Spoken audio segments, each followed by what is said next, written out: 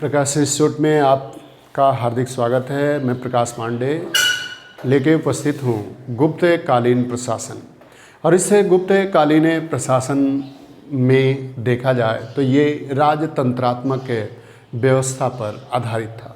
गुप्त कालीन प्रशासन राजतंत्रात्मक व्यवस्था पर आधारित था। इसमें राजा सर्वोच्च था और वह न्याय, सेना तथा दीवानी विभाग का प्रमुख होता था। राजा एक भारी भरकम उपाधियां धारण करता था, जिसे परम भट्टारक, महाराजा धीराज, परम देवता इत्यादि उसकी उपाधियां थी। उसके बाद देखा जाए तो यहाँ पे प्रशासन में कई प्रमुख अधिकारी भी होते थे। प्रशासन में कई प्रमुख अधिकारी होते थे और वो अधिकारी कौन कौन से थे। एक था महासंधि विग्राहिक, यह युद्ध और शांति का मंत्रित होता था। युद्ध और शांति का मंत्री होता था, जिसे महासंधि विग्राहिक कहा जाता था। दूसरा होता था दंडपाशिक, यह दंडपाशिक पुलिस विभाग का प्रमुख होता था। तीसरा है विनय स्थिति स्थापक, ये धार्मिक विभाग का प्रमुख होता था। कई बार पूछा जाता है चाट और भाट नामक अधिकारी किसके अंतर्गत आते थे। चाट और भाट नामक अधिकारी पुलिस विभाग के अंतर्गत ही आते थे। पुलिस विभाग के अंतर्गत जो आने वाले अधिकारी थे उन्हें चाट और भाट के नाम से पुकारा जाता था। चाट और भाट के नाम से पुकारा जाता था। ये पुलिस विभाग के प्रमुख अधिकारी होते थे। यहाँ पे देखा जाए तो प्रशासन कई भागों में बटा हुआ था। जो प्रांतों का प्रशासन था वो प्रांतों, राज्य संघ प्रांतों में विभाजित था और प्रांतों का प्रशासन ऊपरी महाराज या राज परिवार के सदस्यों के द्वारा ही किया जाता था। यहाँ पे देखा जाए जो गुप्तों का प्रशासन था एक विकेंद्रीकरण पर आधारित था, पूर्णतया विकेंद्रीकरण पर आधारित था। और इसी विकेंद्रीकरण के कारण आने वाले समय में इस गुप्त साम्राज्य का पतन भी हो गया। गुप्त साम्राज्य के पतन के पीछे सबसे बड़ा जो रीजन है वो ये रीजन है कि पतन क्यों हुआ। पतन हुआ और वो हुआ विकेंद्रीकरण के ही कारण। प्रांतों का विभाजन जनपद में किया गया था। जनपद को विषय कहा जाता था। जनपद को विषय के नाम से पुकारा जाता था और इस जनपद का जो प्रमुख होता था उसे विषयपति के नाम से पुकारा जाता था। विषयपति का एक कार्यालय होता था जिसे विषय परिषद कहा जाता था। विषय परिषद के रूप में जाना जाता था। आगे इस विषय परिषद में 5 अधिकारी होते थे जो उस नगर के 5 वर्गों का प्रतिनिधित्व करते थे। 5 वर्गों का उनके द्वारा प्रतिनिधित्व किया जाता था। इसमें पहला था नगर श्रेष्ठी। नगर श्रेष्ठी व्यापारियों का प्रमुख होता था। दूसरा था सार्थवाह, जो व्यापारी एक स्थान से दूसरे स्थान पर जाते थे, व्यापार करते थे, उनके प्रमुख को सार्थवाह कहा जाता था। उनके प्रमुख को किस रूप में जाना जाता था? सार्थवाह के रूप में जाना जाता था। उसके बाद है प्रथम कुलिक, जो शिल्पी होते थे।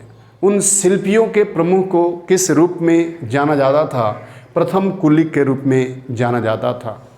उसके बाद होते थे प्रथम कायस्थ। प्रथम कायस्थ कौन होते थे? ये लेखक होते थे। जो कायस्थ जाति है वो कायस्थ जाति का जन्म गुप्त काल में ही होता है। इसी गुप्त काल में कायस्थ जाति का जन्म होता है और उन्हें मुख्य लेखक कहा गया है। अब उसमें भी जितने भी लिखा पढ़ी ऑफिस में काम करने वाले लोग होते थे, कार्यालय में काम करने वाले लोग होते थे, उन्हें कायस्थ कहा जाता था। और उनका जो प्रमुख होता था उसे प्रथम कायस्थ कहा जाता था। प्रथम कायस्थ जाति का उल्लेख अभिलेखों में और स्मृतियों में भी मिलता है।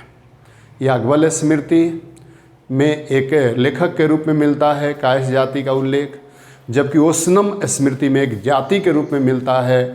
और कौन सा अभिलेख है जिसमें कायस्थ जाति का उल्लेख मिलता है? तो वो है सहेत महेत अभिलेख श्रावस्ती।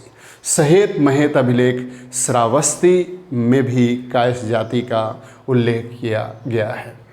प्रस्थपाल एक अगला अधिकारी होता था इस विषय परिषद का, जिसे प्रस्थपाल कहा जाता था। और ये पुस्तपाल या प्रस्थपाल क्या करता था, जो अभिलेख होते थे उन्हीं को सुरक्षित रखने का कार्य करता था। अभिलेखों को सुरक्षित रखने वाला जो अधिकारी होता था उसी को प्रस्थपाल या पुस्तपाल कहा जाता था। इसमें प्रशासन की सबसे छोटी इकाई ग्राम होती थी और ग्राम के प्रमुख को ग्रामिक कहा जाता था। ये ग्राम एक सबसे छोटी इकाई थी इस गुप्त काल की। आगे हम ग्राम जो जनपद होता था उसमें पंचमंडली भी होता था जो ग्राम सभा का कार्य करता था। ग्राम सभा को पंचमंडली के रूप में पुकारा जाता था।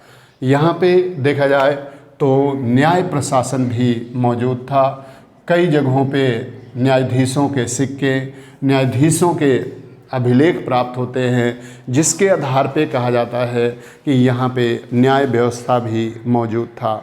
और इस समय सम्राट न्याय व्यवस्था का सर्वोच्च अधिकारी होता था। उसके बाद भी अनेक अधिकारी होते थे जो न्याय व्यवस्था से जुड़े होते थे। यहाँ पर पहली बार दीवानी और फौजदारी को अलग अलग दिखाया गया। हालांकि दीवानी और फौजदारी का जन्म हो जाता है मौर्यकालीन ही प्रशासन में, लेकिन बिल्कुल यहाँ पे अलग करने का कार्य किया जाता है। बिल्कुल पृथकीकृत हो जाता है दीवानी और फौजदारी न्यायालय। आगे हम बातें करें तो यहाँ पे अलग अलग कानून भी था, अलग अलग लोगों के लिए अलग अलग दंड के प्रावधान भी थे। यहाँ पे पूग भी एक न्यायालय का कार्य करती थी। और पूग कौन थे? नगर में निवास करने वाले विभिन्न जातियों की समिति होती थी।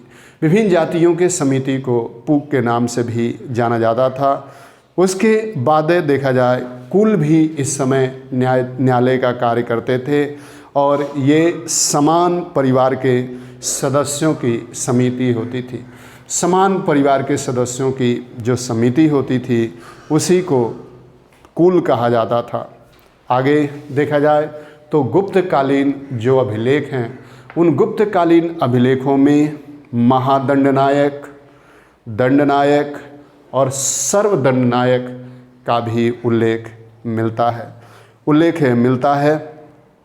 आगे हम बातें कर लें तो यहाँ पे गुप्तकालीन प्रशासन में जो वेतन इत्यादि दिया जाता था वो वेतन किस रूप में दिया जाता था? भूमि अनुदान के रूप में दिया जाता था। नगद के रूप में न दे के भूमि अनुदान के रूप में दिया जाता था। आगे यहाँ पे जो ब्राह्मणों को दी जाने वाली भूमि होती थी उसी को क्या कहा जाता था? उसे अग्रहार के रूप में जाना जाता था। अग्रहार के रूप में पुकारा जाता था, अग्रहार के रूप में जाना जाता था। तो इस तरह हमने बातें किया गुप्तकालीन प्रशासनिक व्यवस्था के बारे में। इसमें सामाजिक स्थिति, व्यापार वाणिज्य इत्यादि की क्या स्थिति है, इस पर हम बातें अगले वीडियो में करते हैं। थैंक यू, धन्यवाद।